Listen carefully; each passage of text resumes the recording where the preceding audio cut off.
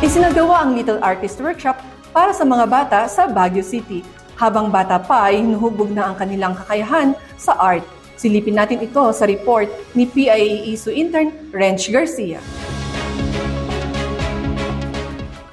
Hulayan, likhain at ipahayag ang talento. Yan ang layunin ng Little Artist Workshop na nagsimula ng Mayo at magtatagal hanggang ngayong buwan ng Hunyo rito sa The Brent Guest House, Baguio City. Layunin ng programa na hubugin ang talento at malikhaing pag-iisip ng mga bata sa pamamagitan ng pagguhit gamit ang iba't ibang art materials tulad ng lapis at charcoal. Sa bawat sesyon, matututunan ng mga batang kalahok ang iba't ibang konsepto ng sining tulad ng hugis, texture, liwanag at visual storytelling habang gumagawa ng sarili nilang obra. This workshop is for 5 years old to 13 years old, and madedevelop nila yung fundamental skills in drawing and also painting.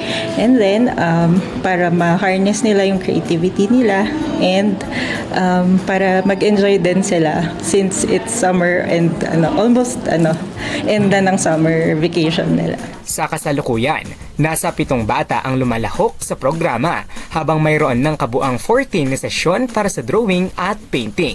Dahil sa positibong pagtanggap sa programa, pinag-aaralan na rin ng mga organizer ang posibilidad ng pagdaraos ng mga kahalintulad na aktibidad sa mga susunod na buwan. We plan to extend or maybe another venue or maybe another event for kids. Naturally, kids are artistic, and para ma-develop pa nila yung skills na yun. And maybe in the future, kung gusto nila maging artist, they can use it. Itatampok ang likhang sining ng mga kalahok sa isang mini exhibit na gaganapin sa Hunyo 20 at 21 sa The Brent Guest House bilang bahagi ng pagtatapos ng programa. Patuloy namang inaanyayahan ang mga batang nais mahasa ang kanilang talento sa sining na makibahagi sa workshop na ito.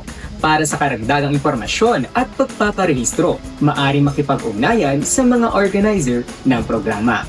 Ako po, si PIA ISU intern Rench Garcia para sa PAA News, Cordillera.